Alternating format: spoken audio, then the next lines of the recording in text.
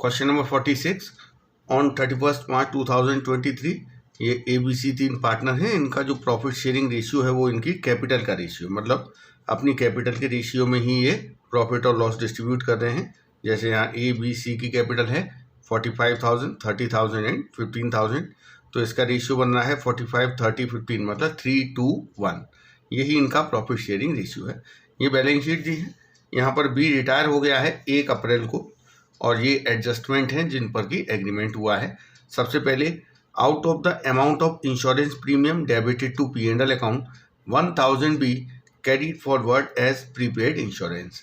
मतलब जो insurance premium P&L account में डेबिट हो चुका है उसमें से 1,000 प्रीपेड है, मतलब वो एज अ प्रीपेड एक्सपेंस उसे रिकॉर्ड नहीं किया गया है। प्रीपेड एक्सपेंस एसेट है, ये अनरिकॉर्डेड एसेट है, इसे हम रिकॉर्ड करेंगे। इट मीन्स एसेट इंक्रीज होगी, ये हमारे लिए गेन है, ये रिवैल्यूएशन अकाउंट में CR होगा। फ्री होल्ड प्रमाइसिस को एप्रिशिएट करना है। फ्री होल्ड प्रमाइसिस जो कि 50,000 है, इस पे 5,000 रुपये का एप्रिसिएशन होना है, तो ये हमारे लिए गेन है, रिवैल्यूएशन में CR होगा। PBD को 5% कर देना है। देखिए 10,000 के डेटर्स हैं, 5% मतलब 500 रुपये PBD बनाया जाएगा, जबकि 200 रुपये बना हुआ है, तो 300 रुपये का हमें और PBD क्रिएट करना पड़ेगा। मशीनरी को रिड्यूस करना है 5% से। 24,000 की मशीन है, 5% मतलब हमें इसे 1,200 रुपये रिड्यूस करना है, ये नुकसान है, रिवैल्यूएशन में DR होगा। लाइबिलिटी फॉर वर्कमैन कंपनसेशन 1,500 रुपये हमें क्रिएट करनी है। देखिए वर्कमैन के लिए कोई कंपनसेशन के लिए कोई रिजर्व नहीं बना हुआ है, तो ये जो हम लाइबिलिटी प्रोवाइड करेंगे ये रिवैल्यूएशन से प्रोवाइड करेंगे, रिवैल्यूएशन में DR होगा। फर्म की गुडविल 18,000 रुपीज़ है, और जो B है जो कि रिटायरिंग पार्टनर है, उसके हिस्से की जो गुडविल है वो A और C के कैपिटल अकाउंट से एडजस्ट की जाएगी, जिनका कि नया रेशियो दिया है 3 और 1। तो यहाँ पर आपको न्यू रेशियो दिया हुआ है, तो हम ओल्ड और न्यू का कंपैरिजन करके गेनिंग रेशियो कैलकुलेट कर लेंगे, क्योंकि गेनिंग रेशियो में ही जो A और C है वो B को उसके हिस्से की गुडविल देंगे। इसके बाद देखिए B के रिटायरमेंट के बाद फर्म की कैपिटल को फिक्स कर दिया गया है कि 60,000 होनी चाहिए। B के रिटायर होने के बाद फर्म की टोटल कैपिटल 60,000 होनी चाहिए, जो कि A और C में उनके प्रॉफिट शेयरिंग रेशियो 3 और 1 में होगी। और actual cash to be paid और to be brought in by continuing partner as the case may be, मतलब उनकी कैपिटल को टोटल 60,000 और इनके रेशियो में करने के लिए 3 और 1 में जो भी ज़्यादा या कम होगा वो कैश से एडजस्ट किया जाएगा। अगर किसी की कम कैपिटल है तो वो कैश ले आएगा, ज़्यादा होगी तो वो कैश ले जाएगा। B को 5,000 रुपये कैश पेमेंट कर दिया गया है और बाकी उसके लोन अकाउंट में ट्रांसफ़र कर दिया गया है। यहाँ पर हमें कैपिटल अकाउंट और बैलेंस शीट बनानी है। देखिए हमें रिवैल्यूएशन अकाउंट भी बनाना पड़ेगा, क्योंकि इतनी सारी चीज़ों का रिवैल्यूएशन हुआ है तो उसका भी इफेक्ट आएगा, उसका जो गेन और लॉस है वो सब में बटेगा। तो पहले हम रिवैल्यूएशन अकाउंट बनाएंगे, तो शुरुआत करते हैं। देखिए ये सारे स्टेप्स हैं जो कि हम at the time of retirement of a partner करते हैं। तो सबसे पहला होता है determine gaining ratio and new ratio. तो गेनिंग रेशियो कैसे निकलेगा, यहाँ पर न्यू रेशियो तो दिया हुआ है। ABC ये तीन पार्टनर हैं, इनका रेशियो है जो इनकी कैपिटल का रेशियो है। अब देखिए कैपिटल है 45,000, 30,000 एंड 15,000, तो इसका हम रेशियो निकालें तो ये आएगा 3, 2 और 1। तो ये तो इनका ओल्ड रेशियो है। यहाँ पर B रिटायर हो गया है। B के रिटायरमेंट के बाद A और C का नया रेशियो दिया हुआ है 3 और 1। तो अब हम ओल्ड और न्यू रेशियो का कंपैरिजन करेंगे और पता करेंगे कि गेनिंग रेशियो क्या है। लेकिन कंपैरिजन तभी पॉसिबल है जब सम ऑफ द रेशियो सेम हो। तो देखिए इसका सम ऑफ द रेशियो 6 है, इसका सम ऑफ द रेशियो 4 है। 6 और 4 का एलसीएम लेंगे 12 आएगा।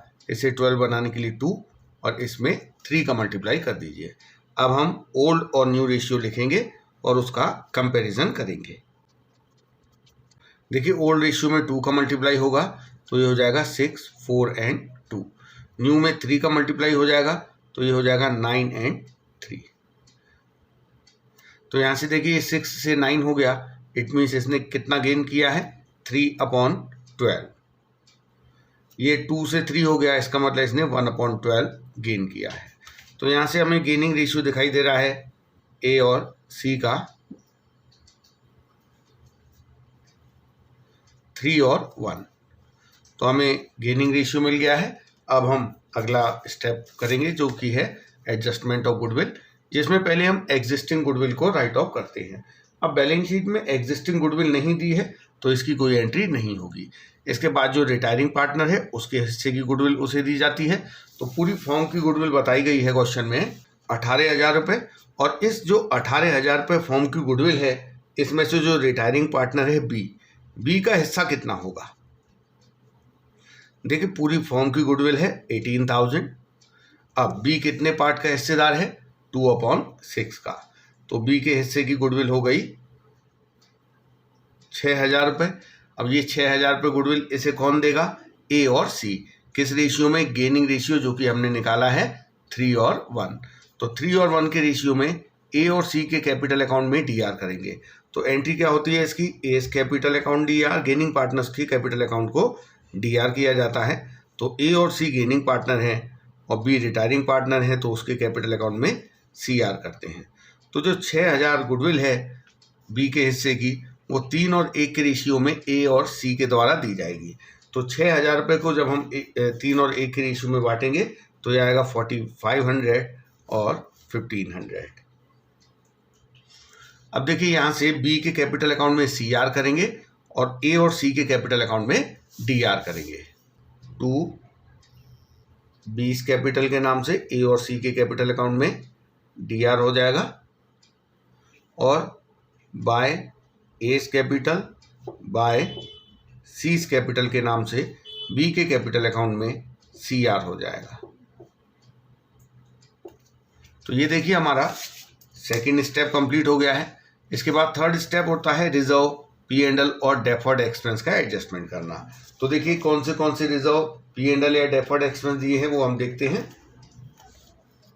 यहाँ आप देखिए बैलेंस शीट के लायबिलिटी साइड में कोई फ्री रिजर्व नहीं दिया हुआ है, ना ही कोई P&L का बैलेंस दिया है, ना ही कोई डेफर्ड एक्सपेंस दिया है। इसके बाद अगला स्टेप होता है IFR और WCR का एडजस्टमेंट करना। अब आप देखिए ना तो IFR का बैलेंस है ना WCR का, तो इसके लिए भी कुछ नहीं करना। इसके बाद होता है एसेट्स और लायबिलिटीज़ का रिवैल्यूएशन करना।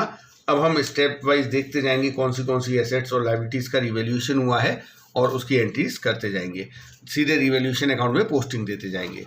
सबसे पहले एक प्रीपेड इंश्योरेंस प्रीमियम है 1,000 रुपये, इसे हम रिकॉर्ड करेंगे।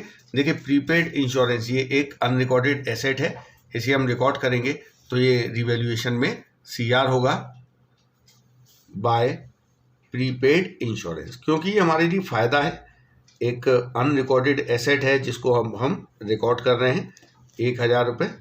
इसके बाद आपको दिया है कि जो फ्री होल्ड प्रीमाइसेस हैं उसे 10% से इंक्रीज़ करना है। 50,000 की फ्री होल्ड प्रीमाइसेस है, इसको 10% मतलब 5,000 से इंक्रीज़ करेंगे, फ़ायदा होगा। और पीवीडी को 5% बना देना है, 10,000 का 5% 500, 200 ऑलरेडी है, 300 रुपये हमें और पीवीडी बनाना पड़ेगा, जो नुकसान है रिवैल्यूएशन में डीआर होगा। तो पहले जो फ्री होल्ड प्रीमाइसेस इंक्रीज़ हुई हैं उससे जो फ़ायदा हुआ है वो हम रिवैल्यूएशन अकाउंट में सीआर करेंगे। 50,000 की हैं, 10% 5,000। और जो हमें पीवीडी इंक्रीज़ करना पड़ेगा क्योंकि पीवीडी 200 बना हुआ है जबकि होना चाहिए 500, तो 300 का पीवीडी हमने और बना दिया। इसके बाद आपको कहा है मशीनरी को रिड्यूस करना है, नुकसान है, रिवैल्यूएशन में डीआर होगा। 24,000 की मशीन है, 5% मतलब 1,200 रुपये हम उसे रिड्यूस करेंगे। इसके बाद वर्कमैन कंपनसेशन के लिए 1,500 रुपये की लायबिलिटी क्रिएट करनी है, ये भी नुकसान है, रिवैल्यूएशन में डीआर होगा।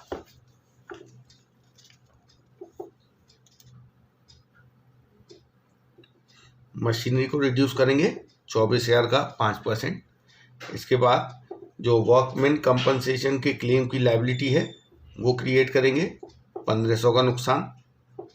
तो रिवैल्यूएशन से रिलेटेड केवल इतनी ही चीज़ें हैं। अब हम रिवैल्यूएशन का देखते हैं क्या आता है बैलेंस। 6,000 क्रेडिट है, 3,000 डेबिट है, तो क्रेडिट बैलेंस आ रहा है। रिवैल्यूएशन का क्रेडिट बैलेंस गेन होता है और ये गेन पार्टनर्स में इनके ओल्ड रेशियो में डिस्ट्रीब्यूट कर दिया जाता है। ओल्ड रेशियो क्या है, 3, 2 और 1। 3 to 1 के रेशियो में हम इसे ABC में डिस्ट्रीब्यूट करेंगे तो ये आएगा 1,500, 1,000 और 500। तो हमारा रिवैल्यूएशन अकाउंट कंप्लीट हो चुका है। इसके बाद हम पीसीए पे आ जाएंगे। तो देखिए रिवैल्यूएशन का जो गेन आया है वो यहाँ से पीसीए में क्रेडिट किया जाएगा। तो इसकी हम पोस्टिंग दे देते हैं सबसे पहले। तो देखिए पीसीए भी कंप्लीट हो गया। अब हम बैलेंसिंग करेंगे। बैलेंसिंग में सबसे पहले जो रिटायरिंग पार्टनर है उसका हिसाब किताब क्लियर कर देंगे। तो देखते हैं बी का कितना बैलेंस है। इसके लिए आप सीआर का टोटल करिए और डीआर माइनस कर दिए। डीआर में कुछ भी नहीं है। तो देखिए सीआर का टोटल कितना आ रहा है 37,000। तो 37,000 में से आप क्वेश्चन में देखिए बताया गया है कि जो बी है रिटायरिंग पार्टनर उसको 5,000 कैश पे कर दिया है, बाकी उसके लोन में गया है। तो टू कैश के नाम से हम कितना लिखेंगे 5,000 रुपये, और बाकी कहाँ जाएगा बी के लोन अकाउंट में। तो 37 में से 5,000 पे कर दिया तो लोन कितने का होगा 32,000। इसके बाद हम ए और बी की कैपिटल का बैलेंस निकाल सकते हैं। तो देखिए ए का कैपिटल का बैलेंस आ रहा है 45 प्लस 1,500 माइनस 4,500, इसका आ रहा है 42,000। सी का आ रहा है 14,000। ये इनकी कैपिटल का बैलेंस आ रहा है। तो हमारा पीसीए कंप्लीट हो गया, लेकिन यहाँ पर एक स्टेप और रह गया है। देखिए मैं आपको सारे स्टेप बता ही चुका हूँ। रिवैल्यूएशन के बाद settlement of amount payable to retiring partner, ये तो हम कर ही चुके हैं इसके अमाउंट का सेटलमेंट। इसके बाद adjustment of capital if so agreed, अगर पार्टनर्स एग्री हैं कैपिटल के एडजस्टमेंट के लिए तो ये स्टेप भी होगा। अब आप क्वेश्चन में देखिए यहाँ पर पार्टनर्स की कैपिटल को एडजस्ट करना है। फॉर्म की टोटल कैपिटल डिसाइड हुई है 60,000 रुपये, जो कि ए और सी के बीच में इनके नए प्रॉफिट शेयरिंग रेशियो 3 और 1 में होनी चाहिए। तो देखिए कैसे करेंगे। सबसे पहले हम टोटल कैपिटल लिखते हैं। Total capital of firm, total capital firm की डिसाइड है 60,000 रुपये। अब हम लिखेंगे ए और सी का नया रेशियो जो कि है 3 और 1। अब ए की कैपिटल कितनी होनी चाहिए और सी की कैपिटल कितनी होनी चाहिए। देखिए पूरी फर्म की कैपिटल 60,000 है। ए कितने हिस्से का पार्टनर है नई फर्म में 3/4 का, तो 3/4 मतलब इसकी कैपिटल होनी चाहिए 45,000। और जो सी है वो नई फर्म में कितने हिस्से का पार्टनर है 1/4 का, तो इसकी कैपिटल होनी चाहिए 15,000 रुपये। तो अब आप देखिए इसकी कैपिटल तो 42 है, होनी चाहिए 45, तो ये 3,000 कैश लेकर आएगा। तो कैपिटल में एडजस्टमेंट होना है तो दोबारा से हमें कैपिटल अकाउंट रीओपन करना पड़ेगा। ये जो बैलेंस है यहाँ पे ब्रॉट डाउन हो जाएंगे 42,000, क्योंकि हमें इनकी कैपिटल को एडजस्ट करना है। इसकी कैपिटल को कितना बनाना है 45,000, तो ये हम बैलेंस लिख देंगे। जितना बैलेंस होना चाहिए वो हम यहाँ लिख देंगे। अब आप देखिए इसको कितना कैश लाना पड़ेगा 3,000, तो ये हो जाएगा बाय कैश 3,000। और इसका देखिए 15,000 होनी चाहिए है 14,000, तो इसको भी 1,000 कैश लाना पड़ेगा। तो इस तरीके से हमने कैपिटल को एडजस्ट कर दिया है उनके प्रॉफिट शेयरिंग रेशियो में। अब हम बनाएंगे बैलेंस शीट। तो देखिए बैलेंस शीट के लिए हम पुरानी बैलेंस शीट देखते जाएंगे और जो भी चेंजेस हुए हैं उन्हें कंसिडर करते हुए नई बैलेंस शीट बना देंगे। तो देखिए पुरानी बैलेंस शीट में क्या क्या है। सबसे पहले क्रेडिटर्स दिए हुए हैं 10,800 के, इसमें कोई चेंज नहीं हुआ है तो इसे एज इट इज लिख देंगे। आउटस्टैंडिंग एक्सपेंस 5,000 है, इसको भी एज इट इज लिख देंगे, इसमें कोई चेंज नहीं हुआ है। इसके बाद पार्टनर्स की कैपिटल लिखेंगे। कैपिटल अब केवल ए और सी की आएगी। तो लिखते हैं सबसे पहले क्रेडिटर्स, इसके बाद आउटस्टैंडिंग एक्सपेंस, इसके बाद हम लिखेंगे कैपिटल ए और सी की। ए की कैपिटल है 45 और सी की कैपिटल है 15,000। टोटल कितनी हो गई 60,000। इसके बाद देखिए जो बी है, बी का ये 32,000 लोन है, ये भी तो फॉर्म के लिए लायबिलिटी है, तो ये बैलेंस शीट के लायबिलिटी साइड में आएगा। ये 32,000 फॉर्म को बाद में कभी बी को देने पड़ेंगे। इसके अलावा एक और लायबिलिटी क्रिएट हुई थी। देखिए ये 1,500 रुपये हमने वर्कमैन कंपनसेशन के क्लेम के प्रोवाइड किए थे। ये कोई पेमेंट तो नहीं किया, ये तो हमने केवल लायबिलिटी अभी प्रोवाइड की है, इसका पेमेंट नहीं हुआ है, इसीलिए ये बैलेंस शीट के लायबिलिटी साइड में आएगा। अब हम लिखेंगे बैलेंस शीट की एसेट साइड की बात करेंगे। तो देखिए सबसे पहले कैश है 13,000। अब देखिए कैश को पहले समझ लेते हैं। कैश का ओपनिंग बैलेंस जो हमें दिया है वो है 13,000। अब आप देखिए यहाँ पर ये ए और सी 3,000 और 1,000 लेकर आए हैं कैश का। यहाँ देखिए हमने जब कैपिटल एडजस्ट की थी तो ये कैश में प्लस हो जाएगा और जो सी को 5000 दिया गया है ये माइनस हो जाएगा। तो ये कर लेते हैं हम। एक तो 3000 ए लेकर आया, 1000 सी लेकर आया और 5000 रुपये बी को पे किए गए। तो इनका एडजस्टमेंट करने के बाद कैश का बैलेंस आएगा 12000 रुपये। इसके बाद बाकी एसेट्स को हम देख लेते हैं। डेटर्स है, डेटर्स देखिए 10000 माइनस 500 होगा पीबीडी, क्योंकि 300 हमने पीबीडी और बनाया है तो यहाँ पर 9500 आएगा। स्टॉक 9000 रुपये का है, उतना ही आएगा। इसके बाद मशीनरी में रिडक्शन हुआ है 1200 रुपये का, डेप्रिशिएट किया था तो 22800 हो जाएगी। फ्री होल्ड प्रीमाइसेस को 5000 से बढ़ा दिया गया है तो हम इंक्रीज करके 55000 दिखाएंगे। तो शुरुआत करते हैं, पहले लिखेंगे डेटर्स। डेटर्स 10000 माइनस पीबीडी कितना है 500, पहले 200 था, 300 का पीबीडी हमने और बनाया था तो अब पीबीडी हो गया 500, तो यहाँ पर आएगा 9500 रुपये। इसके बाद जो स्टॉक है, स्टॉक में कोई चेंज नहीं हुआ था तो उसे एज इट इज़ लिख देंगे।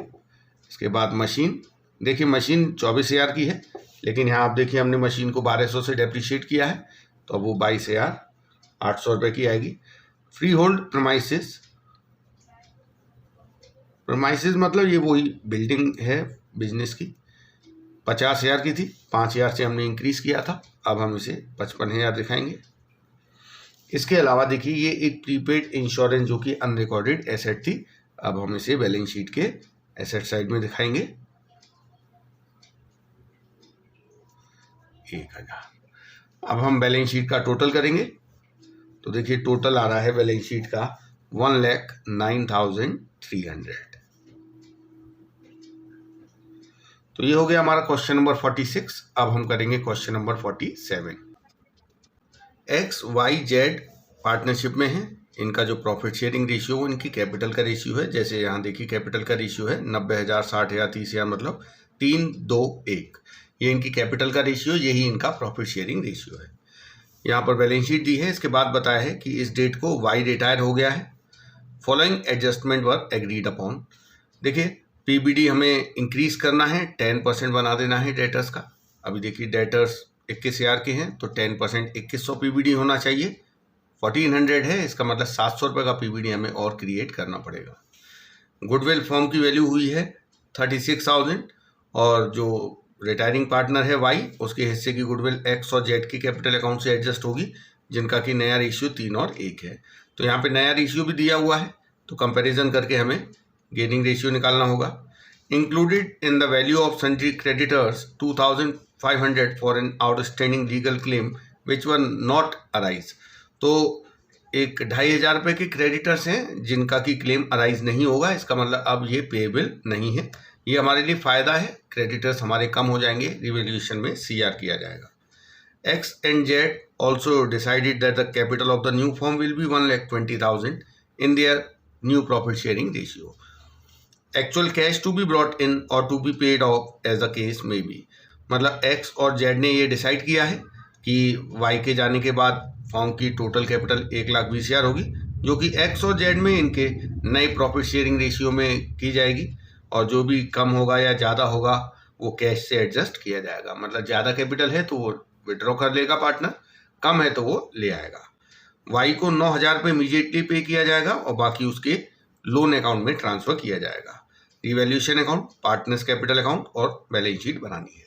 तो देखिए स्टेप वाइज हम करते जाएंगे। सबसे पहला स्टेप क्या होता है, determine gaining and new ratio. तो सबसे पहले हम यही कर लेते हैं, पता कर लेते हैं कि गेनिंग रेशियो क्या है, क्योंकि यहाँ हमें न्यू रेशियो भी दिया गया है।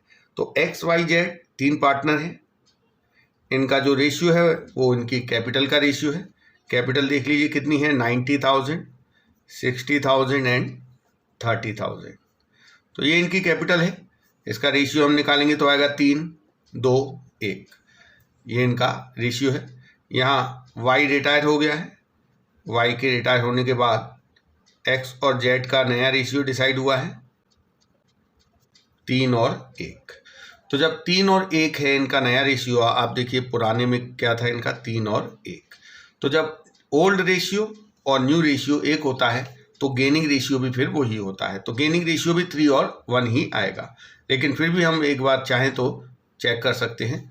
तो देखिए इसका सम ऑफ द रेशियो 6 है, इसका 4 है, इसमें 2 का मल्टीप्लाई कर दें, इसमें 3 का कर दें, तो दोनों का सम ऑफ द रेशियो 12 हो जाएगा। तो अब हम ओल्ड और न्यू रेशियो लिखेंगे और अब इनका सम ऑफ द रेशियो भी इक्वल हो चुका है। 2 का मल्टीप्लाई करेंगे 6 4 2, 3 का मल्टीप्लाई करेंगे 9 3। अब आप यहाँ देखिए ये 6 से 9 हो गया, इसका मतलब इसने 3/12 गेन किया है। ये 2 से 3 हो गया, मतलब 1/12 गेन किया है। तो अब देखिए इनका यहाँ से हमारा गेनिंग रेशियो निकल आएगा एक्स और जेड का 3 और 1। तो ये गेनिंग रेशियो आ गया, पहला स्टेप हो गया।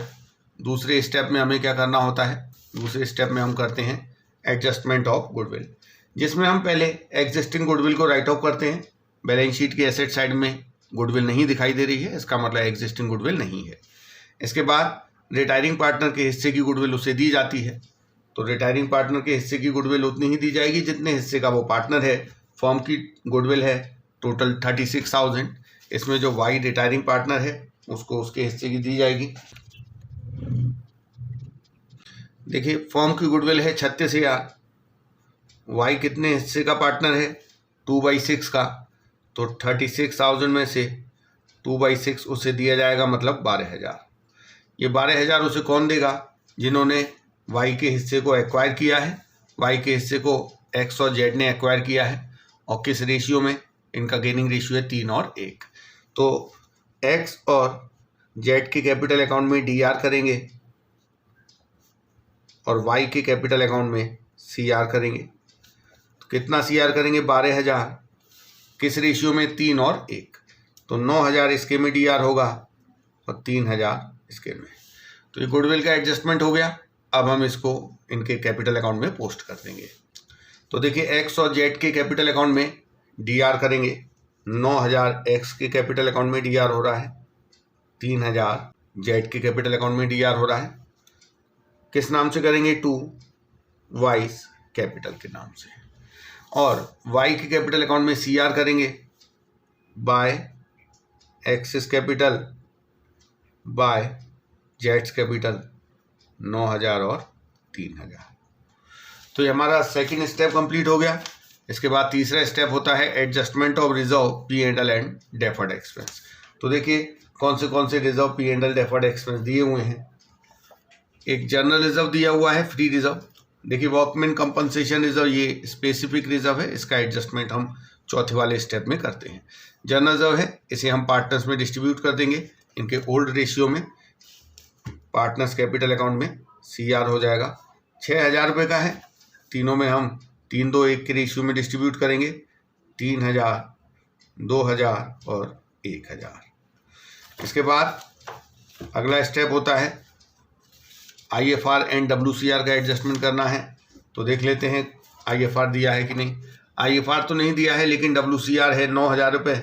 और देखिए वर्कमैन कंपनसेशन के अगेंस्ट कोई क्लेम नहीं है, तो फिर ये वर्कमैन कंपनसेशन रिजर्व फ्री हो गया। इसे भी पार्टनर्स में इनके ओल्ड रेशियो में डिस्ट्रीब्यूट कर देंगे बाय वर्कमैन कंपनसेशन रिजर्व। 9,000 रुपये को हम 3-2-1 में डिस्ट्रीब्यूट करेंगे, तो 4,500, 3,000 और 1,500।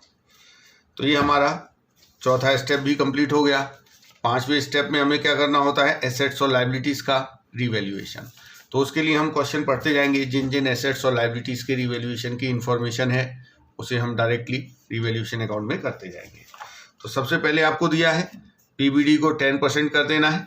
1,400 है, 2,100 होना चाहिए पीबीडी, डेटर्स का 10%, तो 700 रुपये का हमें पीबीडी और क्रिएट करना पड़ेगा। ये नुकसान है, रिवैल्यूएशन अकाउंट में डीआर किया जाएगा। इसके बाद गुडविल का एडजस्टमेंट तो हमने कर लिया, और क्रेडिटर्स में 2,500 ऐसे इंक्लूड हैं जो कि पे नहीं करने हैं, तो ये हमारे लिए फ़ायदा है। रिवैल्यूएशन अकाउंट में सीआर होगा बाय क्रेडिटर्स के नाम से। अब जब हम बैलेंस शीट में क्रेडिटर्स दिखाएंगे तो उसमें 2,500 रुपये कम करके दिखाएंगे। रिवैल्यूएशन से रिलेटेड और कोई इन्फॉर्मेशन नहीं है, अब हम रिवैल्यूएशन अकाउंट को क्लोज कर देते हैं, कंप्लीट कर देते हैं। देखिए 2500 क्रेडिट, 700 डेबिट, तो 1800 रुपये का क्रेडिट बैलेंस है जो कि गेन है। इसे पार्टनर्स में बांट दिया जाएगा इनके ओल्ड प्रॉफिट शेयरिंग रेशियो 3-2-1 में। तो 900, 600 एंड 300। तो ये हमारा रिवैल्यूएशन अकाउंट कंप्लीट हो गया। अब हम पीसीए कंप्लीट करेंगे। तो देखिए पीसीए में ये जो रिवैल्यूएशन का गेन आया है ये सीआर हो जाएगा 900, 600 एंड 300। अब हमारा पीसीए भी कंप्लीट हो चुका है। अब हम सबसे पहले जो वाई है उसका सेटलमेंट करेंगे, क्योंकि हमारा जो छठवां स्टेप है वो है settlement of amount payable to retiring partner. तो रिटायरिंग पार्टनर का टोटल अमाउंट पेबल कैलकुलेट करेंगे। तो देखिए वाई का टोटल अमाउंट पेबल आ रहा है 77,600। इसमें से कैश कितना पे किया गया है? 9,000 रुपये। अब जो बचेगा वो वाई के लोन अकाउंट में ट्रांसफ़र कर दिया गया है, तो वो बचेगा 68,600। तो वाई का क्लियर हो गया। इसके बाद एक्स और जेड की कैपिटल का बैलेंस आएगा। तो देखिए एक्स की कैपिटल का बैलेंस कैसे आएगा? क्रेडिट का टोटल करके डेबिट माइनस कर दीजिए। तो ये आ रहा है 89,400 और जेड का आ रहा है 29,800। अभी हमारा कैपिटल अकाउंट भी कंप्लीट हो चुका है। देखिए अगर कोई इन्फॉर्मेशन नहीं होती तो हमारा कैपिटल अकाउंट कंप्लीट हो चुका है। इसके बाद हम बैलेंस शीट पे आ जाते, लेकिन यहाँ पर क्वेश्चन में कहा गया है कि पार्टनर्स ने डिसाइड किया है कि उनकी कैपिटल को एडजस्ट करना है। और आप देखिए हमारा 7वां स्टेप होता है adjustment of capital if so agreed.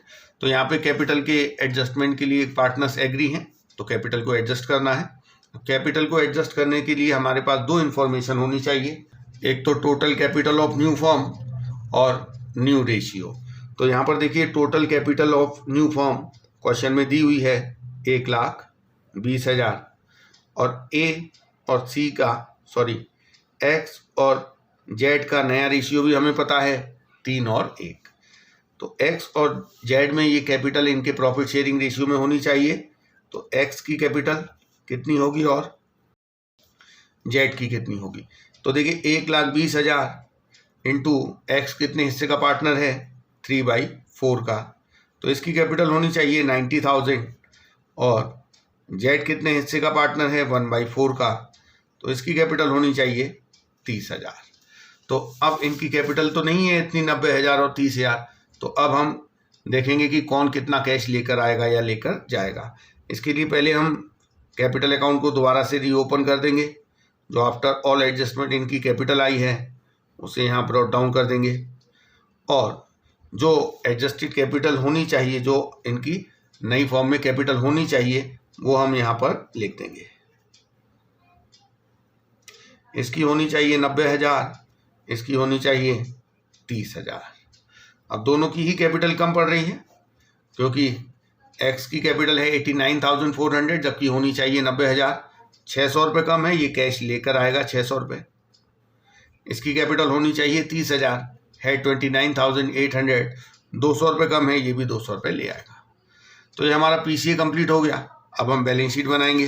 तो देखिए बैलेंस शीट के लिए जो भी हमारी पुरानी बैलेंस शीट है उसमें जो भी चेंजेस हुए हैं रिवैल्यूएशन से की वजह से उन्हें कंसिडर करते हुए नई बैलेंस शीट बनाएंगे। तो देखिए पुरानी बैलेंस शीट में सबसे पहले आपको क्रेडिटर्स दिए हैं 16,600 रुपये के। इन 16,600 में से 2,500 के क्रेडिटर्स माइनस हो जाएंगे क्योंकि अब उनका पेमेंट नहीं होना है। वर्कमैन कंपनसेशन फंड ये पार्टनर्स में डिस्ट्रीब्यूट हो चुका है, इसके अगेंस्ट कोई क्लेम नहीं था तो ये यहाँ पर नहीं आएगा। जनरल डिस्ट्रीब्यूट हो चुका है, ये भी नहीं आएगा। कैपिटल केवल एक्स और जेड की आएगी। तो करते हैं, सबसे पहले क्रेडिटर्स लिख देते हैं। तो 16,600 रुपये के क्रेडिटर्स थे जिसमें से 2,500 के क्रेडिटर्स का हमें पेमेंट नहीं करना है। तो अब हमारा क्रेडिटर्स का बैलेंस आएगा 14,100। इसके बाद वर्कमैन कंपनसेशन फंड नहीं आएगा, जर्नलिज्म नहीं आएगा। इसके बाद आएगा कैपिटल। कैपिटल केवल एक्स और जेड की आएगी, वो भी कौन सी? जो हमने एडजस्टमेंट के बाद निकाली है 90,000 और 30,000। ये इनकी कैपिटल है, इसे हम लिख देंगे।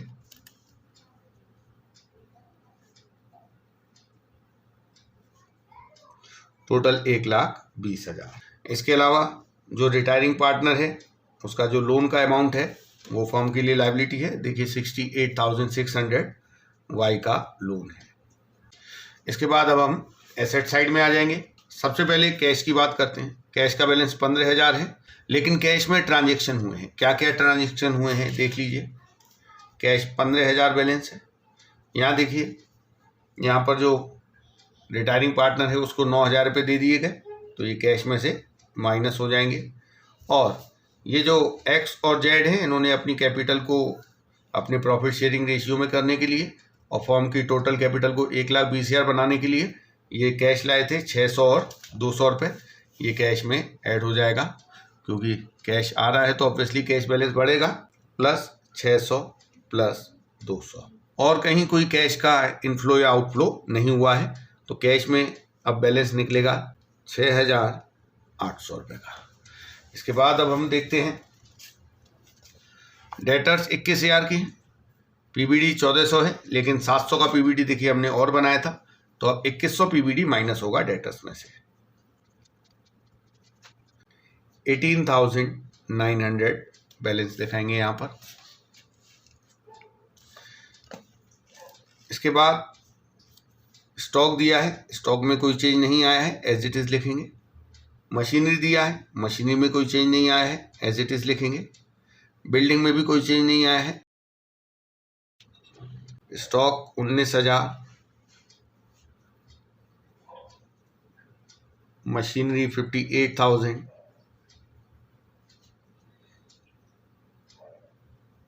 बिल्डिंग 1,00,000 रुपये। तो बैलेंस शीट कंप्लीट हो गई। अब हम टोटल कर देंगे। तो देखिए टोटल आ रहा है बैलेंस शीट का 2,02,700 रुपये। ये हमारा क्वेश्चन नंबर 47 हो गया। देखिए नेक्स्ट वीडियो में हम क्वेश्चन नंबर 48 से करेंगे।